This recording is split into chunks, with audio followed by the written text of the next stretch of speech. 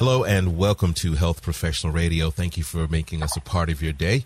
I'm your host, Neil Howard. Going to have a conversation with returning guest, Dr. Alejandro Badia. He's the founder of OrthoNow, orthopedic urgent care centers, and he's returning on the program to talk about some innovations in treating tennis elbow and some of the newest treatment options for an arthritic thumb. Welcome back to the program, Dr. Badia. How have things been?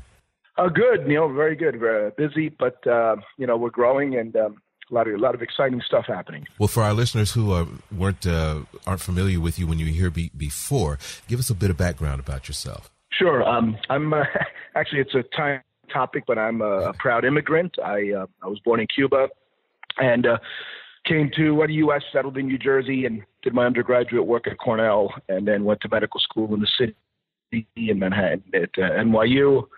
I trained in orthopedics, then in hand surgery, and then I settled in South Florida, where I could actually use a lot of my Spanish. Mm-hmm. And about 10 years ago, I broke away from a group I had co-founded of hand surgeons, started my own center, and soon afterwards realized that basically all patients that came to see me had already been somewhere, and that somewhere hadn't really done much for their problem, whether it be the emergency room, and they'd had some injury to their hand or elbow or something, or worse, to be honest, the general urgent care, where they really saw a well-meaning general family practice doctor who doesn't have an understanding of orthopedics. So I decided to basically further this concept that was just developing in certain parts of the country of orthopedic urgent care, or better yet, orthopedic walk-in centers, because not everything we see is urgent. And that's where I'm at. We're basically we're looking right now for a big strategic partner in this, because I've been doing it sort of on my own with our executive team. And we think that a big healthcare company of some type would be able to just make this concept explode. You know, when you say not everything is urgent, not everything is as it sounds, tennis elbow being one of those things. Does it have anything to do with tennis? No, ironically, so tennis elbow, that's the correct name is lateral epicondylitis. So lateral meaning on the side, and epicondyle is a part of the humerus, the upper arm bone, the lower part of it at your elbow. It's that kind of prominent bone that sticks out on the side, away from your body. There's also golfer's elbow, which is on the medial or the inner aspect of the arm. And that's where your funny bone is located, which is your ulnar nerve. People, you hit it. So those areas, we call it epicondylitis, but that's also a misnomer, because all these studies have shown that there's not inflammatory cells. So it's not an itis. It's actually an osis, meaning epicondylosis, meaning that the tendon that comes off of that bone is sort of degenerative. And so it's not that implies, that it's in old people or something. That's not the case. Basically, for some reason, some people have a poor blood supply, perhaps, to that area. And the tendon has little micro tears in it and then becomes painful. And it's just more if you're prone to it. So it's sort of like shin splints in runners, right? Some people can run ultra marathons and never have problems. Other people do, short running for recreation, and they have this pain on their tibia. Right, and it's the same concept. It's that where the tendon meets the bone has this little micro tears, and they hurt. And tennis will bring it out, but so will a lot of other activities, such as picking up a cup of coffee. Yeah. We surgeons call it a positive coffee cup sign. You ask a patient, does it hurt? Then you pick up a glass, and yes, and that's obviously not heavy. So it's certain maneuvers, and obviously tennis, particularly like hitting a backhand, is incredibly painful, but it doesn't cause it. And there's a big difference between aggravation, right, and causality. Well, some of the movements that cause some of these conditions, you're not going to just simply stop doing them. What were some of the newer innovations in treating some of these conditions as opposed to what's been done over the past, say, couple of decades? Sure. Well, I think the concept has come full circle in that we really sort of need to remove that tissue or get it to heal, right? So it's one of those two things. The problem is getting it to heal is very difficult because, again, there is a problem with the blood supply to begin with, which is why some people have it to start. So I'll just tell you anecdotally, I actually had it, and that was a surgical resident at Bellevue Hospital. Mm-hmm. So people said, well, that's because you're working out. Well, no, most of the orthopedic residents, we tend to be fitness-minded, so most of us were trying to go to the gym whenever we had time. And I was also riding femurs in the middle of the night, meaning, doing big trauma surgery. But all my other colleagues didn't have it.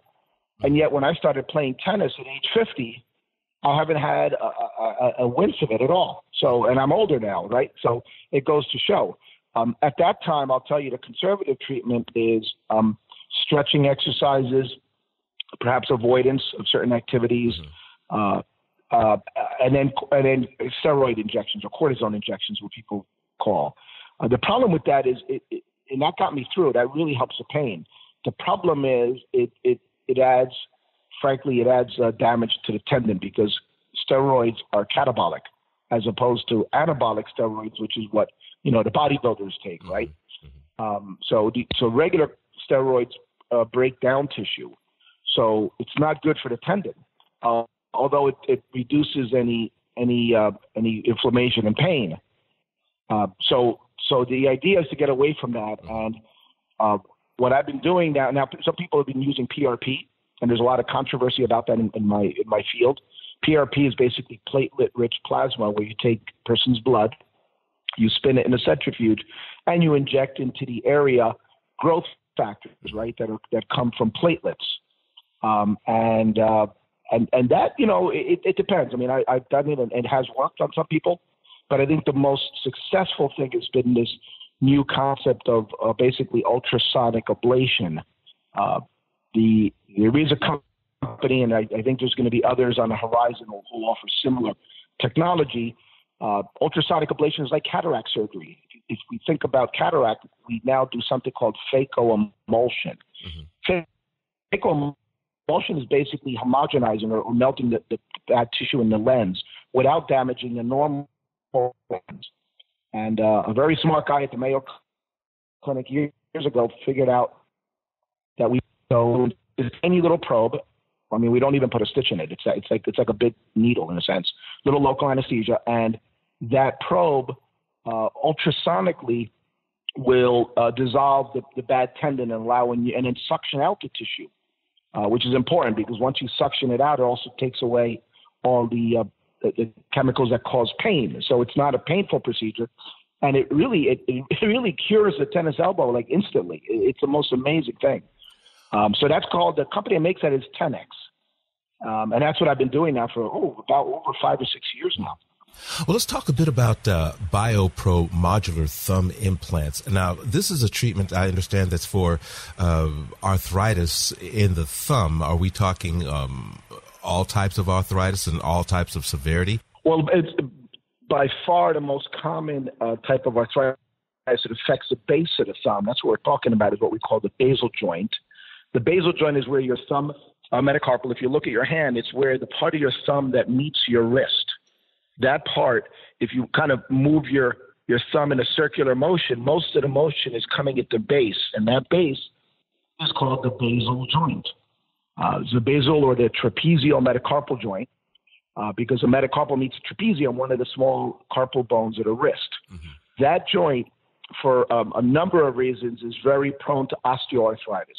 So when you ask what type of arthritis, yes, you can see it in rheumatoid arthritis or gout or other types of arthritis, but the overwhelming majority are osteoarthritis, which is something we don't know the cause.